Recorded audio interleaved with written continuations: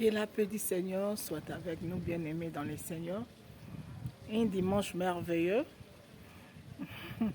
Après le culte, je voulais quand même partager quelque chose avec nous sur l'importance.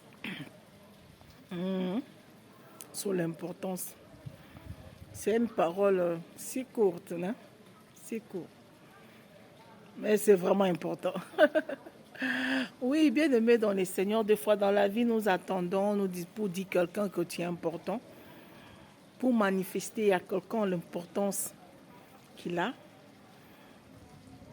désirer quelqu'un parce qu'il est important,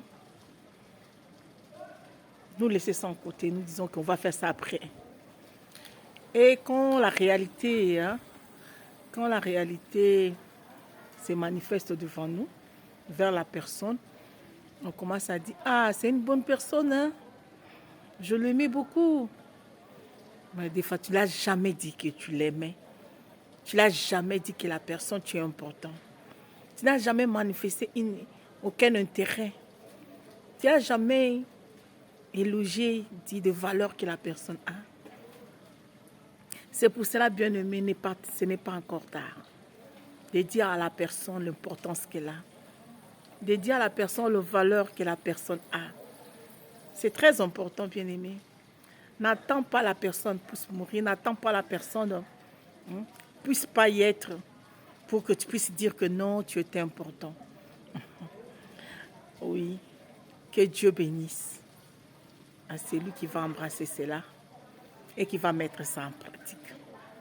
Moi, je te dis que toi, tu es important. Tu es important parce que tu as eu la patience de voir une photo, une image, et tu as la patience d'écouter jusqu'à la fin. Tu es important. Tu es important, toi qui mets un like. Tu es important. Tu es important, toi qui écoutes des prédications, des exhortations que je mets en ligne, et tu as le temps, en faisant ton travail, un bon matin, tu te réveilles et tu prends ton temps à prier avec moi. Tu es important. Tu es important, toi qui me réponds Amen. Tu es important, toi qui partages avec moi les temps de la prière. Tu viens à la table du Seigneur avec moi. Tu es important. Tu es important que tu partages avec moi ton quotidien. Tu es important, toi qui me salis dans les réseaux sociaux pour me dire bonjour, pour me dire bonsoir. Tu es important, tu es important. Je te dis vraiment, tu es important. Tu es important, toi, tu t'arrêtes pour me dire que oui, tu as bien prêché, tu as bien dit, j'ai aimé ton photo. Tu es important, oui. Tu es important. Je viens te dire que bien aimé dans le Seigneur, tu es important. Tu es important pour moi. Et je te remercie. Je reconnais que si tu ne fais pas tout ça, mes vidéos, mes prédications, mes exhortations, mes prières, il n'y aura personne. Je vais prier seule. Mais si je prie avec les gens, si nous prions ensemble, parce que vous êtes là, parce que quand je mets quelque chose en ligne, je mets une prédication, quand je mets une exhortation, quand j'envoie un message, un conseil, tu es là toujours là, présent. Et je te remercie. Et je demande au Dieu Tout-Puissant d'être toujours présent dans ta vie et de bénir ta vie. Tu sais, là où que toi tu n'arrives pas, là où tu vois qu'il n'y a plus de solution, là où tu vois que tu ne peux plus, ma prière est que Dieu solutionne pour toi. Et qui te donne une conscience de savoir quand tu peux t'arrêter, quand tu peux reconnaître, quand tu peux reconstruire. Parce qu'il y a plusieurs fois, bien aimés, nous savons que les choses, ça ne marche pas et nous disons que Dieu ne m'a pas répondu. Tandis que le problème, ce n'est pas Dieu n'a pas répondu. Le problème, c'est que là où toi tu es, tu ne peux pas avoir ça. Oui. Parce qu'il y a des moments aussi que dans la vie, ça demande que tu changes l'endroit. Si tu ne changes pas l'endroit, tu n'auras pas. Tu dois changer l'endroit pour recevoir. C'est pour ça que tu dois savoir. Est-ce que vraiment c'est important d'être là où tu es? Et ça demande que tu changes l'endroit. Il y a quelqu'un qui priait, il demandait Dieu de pousse bénir son travail, qu'il puisse être reconnu dans son travail, qu'il puisse reconnaître ses valeurs. Et il priant tout le temps. Eh bien, une belle jour partagée avec moi. Et je vis que le frère n'était pas là où il doit être. En étant là où il était, Dieu le met dans le Seigneur, on ne pouvait pas être reconnaître. On ne pouvait pas reconnaître ses qualités. On ne pouvait pas reconnaître ses qualités. C'est comme dans un marché, c'est difficile. Parce qu'il y a plusieurs. Il y a plusieurs à offrir. Maintenant, la personne va choisir ce qui est le plus moins cher, tu comprends? Il va choisir ce que les gens prennent beaucoup. Des fois, il n'a pas le temps de vérifier c'est bon ou c'est comment. Des fois, dans la vie, il ne faut pas être dans le marché de tous. Il faut être dans les spéciales. Et j'oriente le frère. Je dis, la qualité que toi tu as, ça demande que tu te fais spécial. Tu ne restes pas dans le marché, mais tu te fais spécial. Il m'a dit, comment j'arriverai de me faire noter ma spécialité? Comment j'arriverai de faire? Je dis, tu sais quoi? En fait, le frère, c'était une chef de cuisine.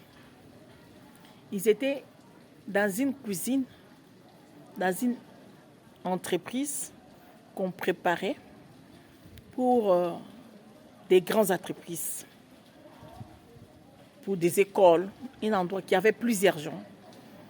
Et l'endroit qu'il était. Donc si toi tu ne fais pas, l'autre fait quoi? Et je lui ai dit, tu sais ce qui marquera la différence? C'est, on m'a dit.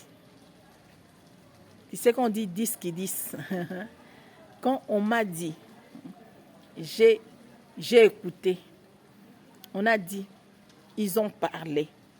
Maintenant, toi, tu vas utiliser ça dans ton avantage. Il m'a dit, c'est difficile. Comment je vais utiliser ça dans mon avantage? Tandis que nous savons que ça, c'est mauvais. Moi, je dis, pour toi, ça sera bon. Tu vas utiliser ça dans ton avantage. Tu sais quoi, ce que tu vas faire? Tu prépares très bien bonne nourriture là dans ta maison. Tu amènes. Dans le temps là de pause, tu invites les gens à manger avec toi. Maintenant, c'est eux qui vont faire. Ils m'ont dit. Ils ont dit. Ils vont dire à quelqu'un et la personne va dire à l'autre. C'est comme ça. Et le frère a embrassé le conseil. Il a fait ça. C'était la deuxième nourriture, la troisième. Et le chef l'a appelé. Il a dit, quels sont les ingrédients que tu mets dans ta nourriture? Et le téléphone du chef était sonné. Il a dit, on va parler après.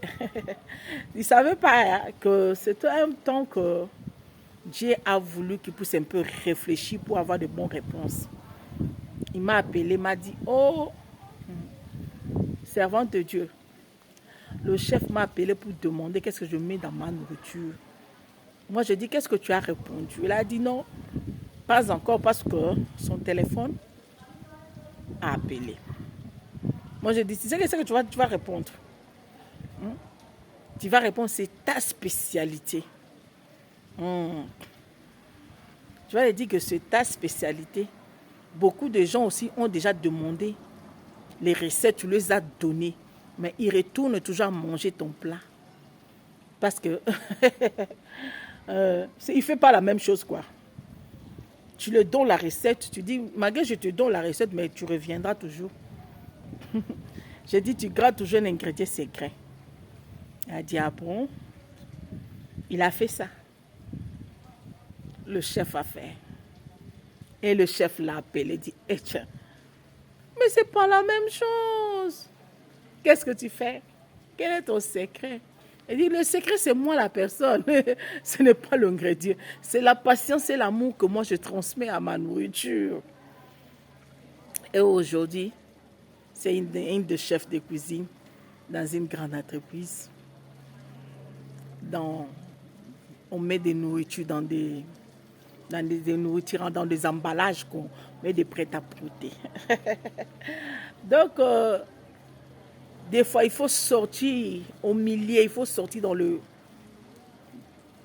bazars pour aller dans la spécialité, pour faire ce qui est meilleur, pour que les gens puissent comprendre ta personnalité et tes valeurs.